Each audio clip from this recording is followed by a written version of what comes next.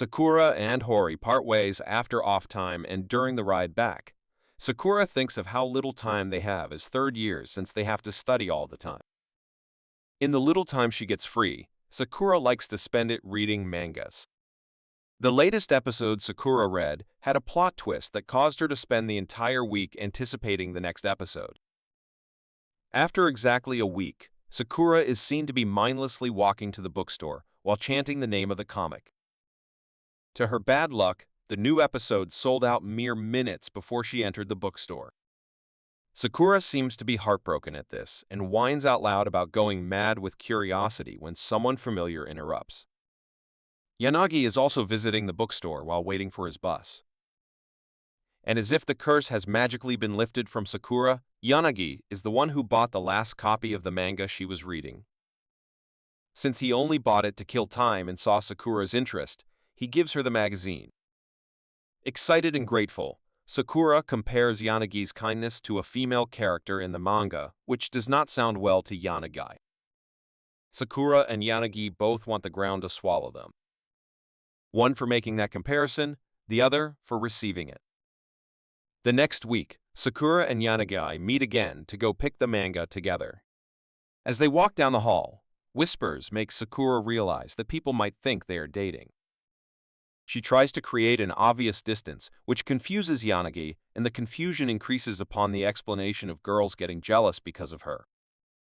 Yanagi is baffled upon being called cool by Sakura, as to him looks are not what makes people cool, but care does. He recalls Sakura easily calming Sengoku and Remi on various occasions and calls her cool.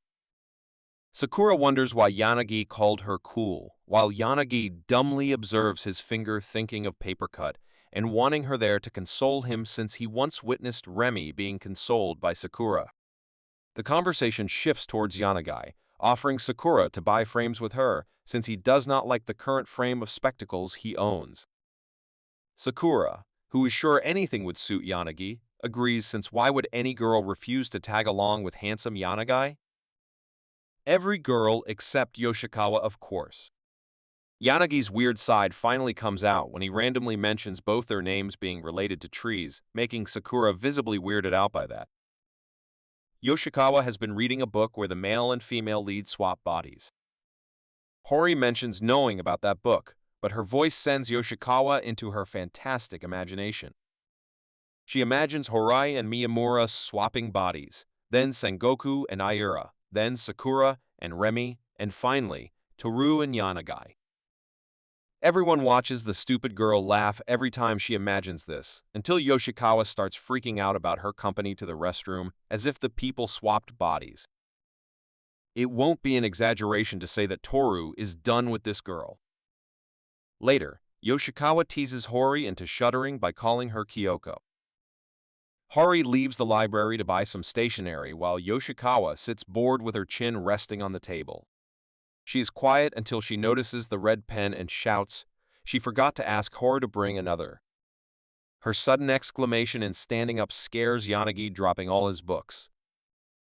As she helps Yanagi, she feels the book being extra cold, but Yanagi touches the back of both their hands to tell that her hands are extra warm. Yoshikawa finds his hand cold too. Yoshikawa walks to Toru and dismisses whatever he said by telling her hands are cold. He squeezes them, unlike Yanagi's gentle touch, to deduce his hands are colder. He then starts grabbing Yoshikawa's cheeks and moving her around, calling her a pain for weird behavior. The two then calm down, deciding to walk home when Toru suggests holding hands only to be rejected. While walking into the school building, Miyamura steps on a scarf. Sawada looks blankly at Miyamura before coming to pick the scarf up, but Miyamura figures it was the two girls standing in the window who threw it. Before she could leave, Miyamura asks her to silently walk back if the girls are bullying her. Surprisingly, she walks up to him. Miyamura simply looks up and mouths the words "die" at them, making the girls pissed. Sawada is unaware of what he did while Miyamura smirks that he did not do anything. As the two walk home, Sawada mocks Miyamura for not knowing how it feels to not have friends. Only if she knew. Miyamura ensures that one day these people will want to be friends with her without her begging that. Miyamura then gets beaten up for stepping on her scarf back in school. The next day, Sawada hears her class talk about her being more friendly with third years. Sitting alone, she feels suffocated, so chooses to stand out in the cold wind where Remi and Yoshikawa pass by her, inviting her inside. She awkwardly shares her current state in class, questioning if she is weird. The two weird girls actually call the poor girl weird, but thankfully add that being weird is fine. They then invite her to hang out and talk to them if she does not get along with her friends, making her feel content. Sawada overhears her classmates talk about not putting up the poster of their art club recruitment on time, and now they don't have space on the bulletin board. Someone suggested using the board at the main entrance, but the second years are scared that it is used by third years, and they won't like it. Later, Sawada sees the poster near the staircase, which is hardly noticeable and too high. Sengoku and Remi walk in seeing her try to fix it. Sengoku carries Sawada on his shoulders, asking her to pull it off. Instead of putting her down, Sengoku carries Sawada as Remi walks them toward the main entrance. They make space in the middle of the board for it. They are disappointed upon hearing that the second years feel scared to use this board. The next day, the art club classmates approach Sawada and thank her for doing this for them. Sawada blushes, feeling good for being talked to casually. The two girls then start gossiping with her about being carried on Sengoku's shoulders and linked to the senior with piercings, making her feel embarrassed. The day turns out to be a landmark for Sawada in finally starting to get along with her classmates. Yoshikawa is kneeling on the ground searching for a lens as Yanagi continues to apologize for the inconvenience. After forgetting his glasses and breaking them, Yanagi now decided to drop his lens in the school. Yoshikawa tells him to stop squirming and just stand as he looks for it. Sengoku comes out of the student council room, and from his point of view, it looks like Yoshikawa is kneeling in front of Yanagi. Sengoku is shocked at that, but the shock turns into fear when Yanagi glares at him. Before Sengoku's heart leaps out of his chest, he rushes back to the student council room, paling with fear. On the other hand, poor Yanagi was just squinting to see who it was. Hori gloomily tells Miyamura about Yanagi kissing out his elective class today, which is the only chance she has with him. Miyamura just stands there questioning what chance, but he notices Yanagi walking home. He calls from the window and turns to Hori to have her daily chance she was talking about, but Hori is glaring at him. Why?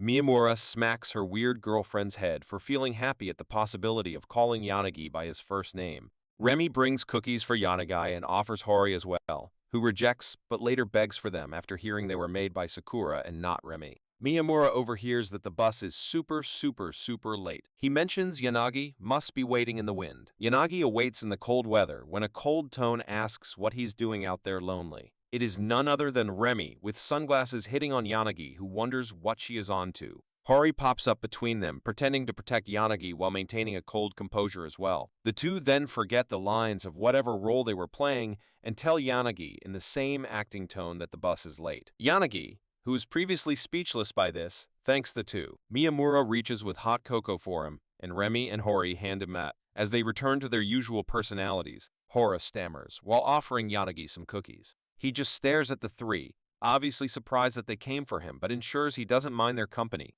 He then gets a text and shares his dad waiting, but notices the randomness of his companions as one moment they were listening to him and the next. Miyamura is scolding Remi for picking random shades from the student council room. Hori is apologetic about eating more cookies, and the three are talking about the cold weather. Yanagi smiles at the chaos and proceeds to finally enjoy some cookies and hot cocoa with the weirdos. Hori, Yoshikawa, and Miyamura joke about Sengoku's texting as it sounds like a different person in his weird texts. He panics, asking them not to surf through his texts. A sudden bang of Yanagi's head on the table stops them and looks towards him. He denies that happening, but eventually shares how he misses his alarms and then his electives class, but will serve punishment if it happens again. He then shares how his alarm clock was found broken on the floor and his bed a mess, which he did not do, and neither did his parents. So weirdly, it happened. Not only the sleepy guy thinks it is weird, but also his friends, who should know that this guy does it in sleep and not realize it but chose to think that it's some paranormal activity. They then suggest calling him to wake him up and force Sengoku to agree to send him a text, purely because it will be funny. The next morning, Yanagi wakes up on his 7 a.m. alarm, inverts it into sleep, and sleeps back after looking at the inverted time and thinking it's 1:30. He then hangs up on Miyamura, bluntly announcing he is not going to wake up. On the call of Ishikawa, Yanagi finally wakes up but hangs up without a word. At school, Ishikawa mentions that the call with no response felt brutal. Yanagi apologizes and then tells Sengoku his text was funny, which Sengoku intended to sound serious. On the vending machine, Yanagi thinks of choosing between oolong or green tea when Sengoku's voice surprises him into clicking for a low-calorie sports drink. Yanagi lies that he couldn't decide on what to get and is fine with it. Sengoku questions why is he so polite to him. Yanagi casually responds he is casual with his friends, but polite with the rest of the people. Talk about the shattering of a heart. Yanagi realizes what he said and panics that he did not mean that, but it's too late. Sengoku looks traumatized and broken as he just got dumped by Yanagi. Ishikawa and Ayara enter the council room and find a slumped Sengoku. Upon hearing he got dumped, Ayara gets excited to have a chance with Remi, but he got dumped by Yanagi. Ishikawa smirks at having it better than Sengoku. Sengoku decides to just accept the situation. Once again at the vending machine, the wrong juice is chosen by a sudden voice from behind. This time, it was Sengoku choosing and Yanagi calling. Yanagi tries to be casual with Sengoku, but he tells him to talk in whatever way he likes. Ishikawa is grossed out by a happy Sengoku, while Ayura gets slapped for joking about it. Yanagi and Remi have a casual conversation which makes Yanagi feel traumatized about not being able to have it this easy with Sengoku. Ayura and Yanagi seem to be in an intense situation as Yanagi throws a blade hand at Ayura as he believes he could catch it, but fails. Gloomy Sengoku is back as he thinks Yanagi only gets along with cheerful airheads like Ayura and Yoshikawa, and he must need to be like them to do the same. He then mentions the impossibility of being like Yoshikawa as he can never walk leisurely, crash into a wall, apologize thinking it's a person, and then glare at the wall for being a wall.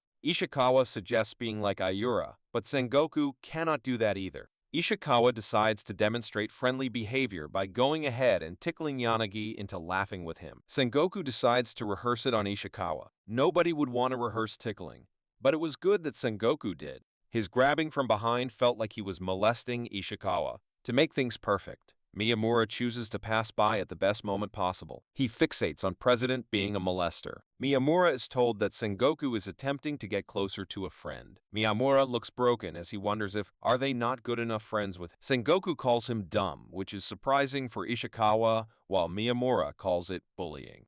Yanagi and Ayura enter the conversation, and Miyamura complains about being bullied. Yanagi says this can't be true, so Ishikawa uses this moment to call them good friends, making it very obvious what he is hinting at. He then mentions Sengoku wanting to be like Ayura. Sengoku seems to be reaching his limit with every passing statement, but the last straw appears at Miyamura causally calling it a busy day for Sengoku, for he was first being a molester, and now Ayura. As Sengoku beats up Miyamura for his dumb and confusing remarks, Yanagi smiles as he calls it a good bond between them.